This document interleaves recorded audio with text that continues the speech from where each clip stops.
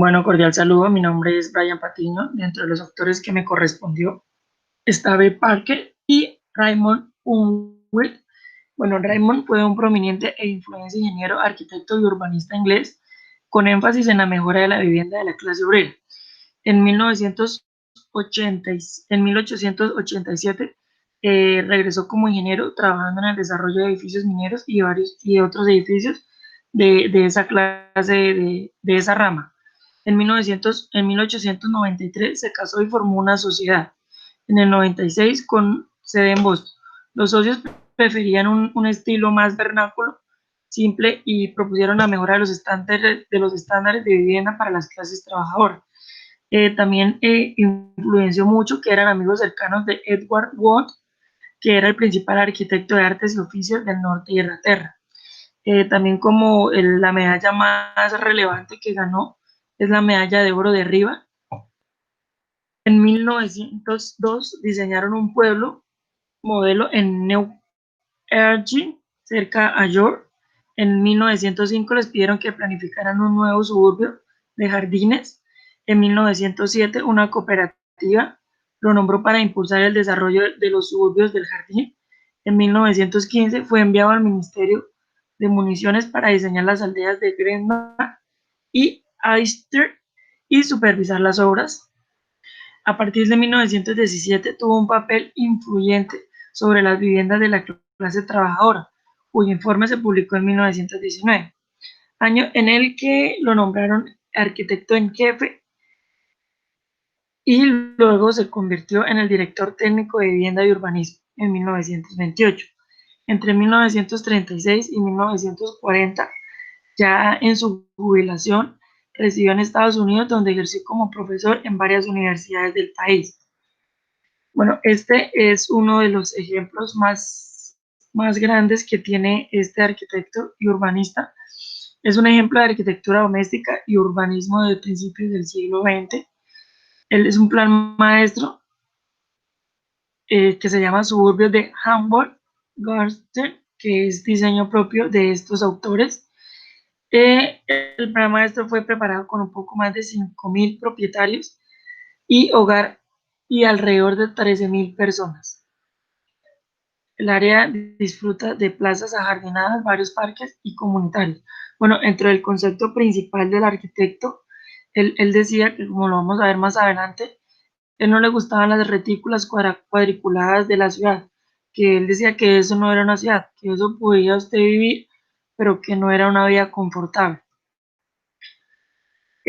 Su demostración durante la Guerra Fría de los principios de las construcciones de las viviendas rápidas y económicas y económicamente manteniendo estándares de satisfacción para jardines, privacidad familiar y espacios internos, le dio una gran influencia sobre el Comité para el Desarrollo de Viviendas Públicas de la entreguerra. Bueno, uno de los informes de esas entreguerras marcó la ruptura definitiva de Unwin con el concepto tradicional de la ciudad-jardín, ya que proponía que los nuevos desarrollos deberían ser satélites, periféricos, en lugar de ciudades-jardines en toda la regla. Humbert se convirtió en el asesor técnico del Comité de Planificación Regional de Gran Londres en 1929. Bueno, este es un libro pues, que me pareció muy interesante del señor porque fue caracterizado como Sir Raymond Unwin. Se llama La práctica del urbanismo. Él define la práctica del urbanismo, que es una introducción al arte de proyectar ciudades y barrios. En su propuesta realiza un diagrama de lo que podría ser una ciudad de este tipo, solo a título indicativo, de forma circular, con un radio de 1.240 yardas, apareciera dividida por 6 grandes bulevares de 40 metros de ancho, que harían de radios separadores en los 6 barrios que se organizan en el centro. Un parque llamado Central Park, cuyo borde se construirá un palacio de cristal. Bueno, eso es una propuesta que tenía de los principios de este arquitecto. Sí, que no le gustaban las retículas que fueran cuadradas porque decía que eso no era una ciudad, sino algo que tuviera sentido, que tuviera comunicación, pero que no fuera una retícula totalmente cuadrada.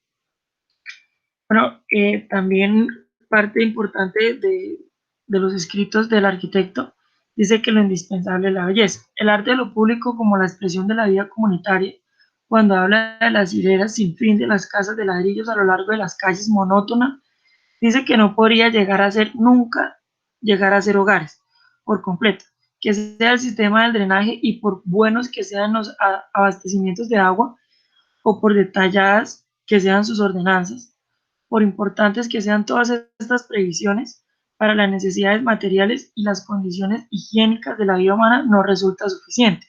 Muy a menudo se piensa que el arte urbano consiste en llenar nuestras calles con fuentes de mármol, en dotar nuestras plazas de grupos de escultura, en rodear nuestras farolas con hojas de acanto o colas de delfín y nuestros edificios con un puñado de flores o frutas sin sentido, en bulevar con cintas de piedra e inaugurables. Esto es donde él hace mucho énfasis en que no estaba de acuerdo con las retículas cuadriculadas de las ciudades que se venían creando, porque decían que no era un estilo de vida suficientemente bueno, así fuera para la clase trabajadora. Bueno, en su respectivo, por un tipo de belleza que está más allá de su capacidad creativa, le llevará a aproximarse al terreno con reverencia. Le ayudará a comprender la importancia del interés de su diseño en el terreno y a disponer los esquemas trazados que sirvan como medios de armonizar sus edificios con el paisaje circundante. Al mismo tiempo, generar confianza, exactitud, con un diseño preciso que lo que haga es implementar y resaltar dichos barrios y dichas ciudades por sus características arquitectónicas. O sea que él quiere decir que en todo el barrio, aparte de diseñar lo urbano, se diseñaban las viviendas. No era solamente diseñar una planimetría urbana y que las viviendas las construyeran como tal, no. O sea, él siempre, el compromiso era diseñar completamente todo. Bueno, esto también es parte importante que pues aún hoy en día pues muy poco lo hacemos o creemos que lo hacemos, pero realmente no lo hacemos, es el análisis de la ciudad, de los confines y accesos a la ciudad, de los centros y los espacios cerrados, de la organización de las vías principales, de su tratamiento y ajardinamiento. También la altura relativa, el recorrido aproximado del Sol por encima del horizonte en los diferentes meses del año y en la sesión meridiana con las alturas relativas del Sol a mediodía.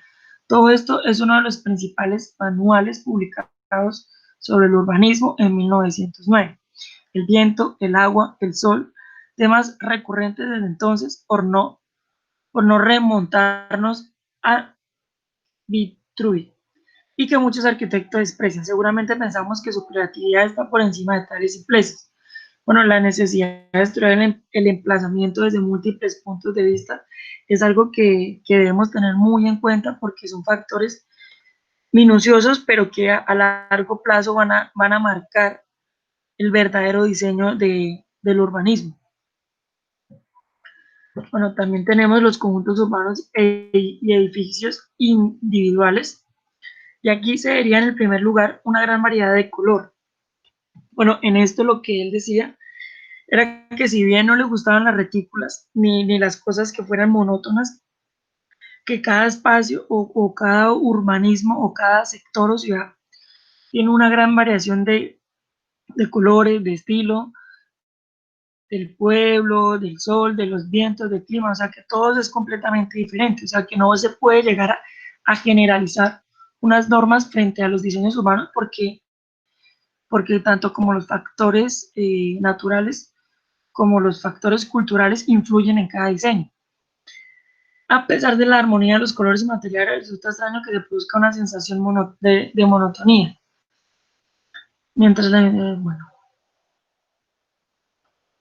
bueno, es lo que nos quiere decir, ¿sí? Que realmente todos los espacios a diseñar son completamente diferentes, que por eso es tan importante el estudio de las variables, tanto como naturales como culturales, para poder tener un óptimo diseño y llegar a generar satisfacción en el urbanismo. Bueno, estas son unas bibliografías de donde saqué la información. Muchas gracias.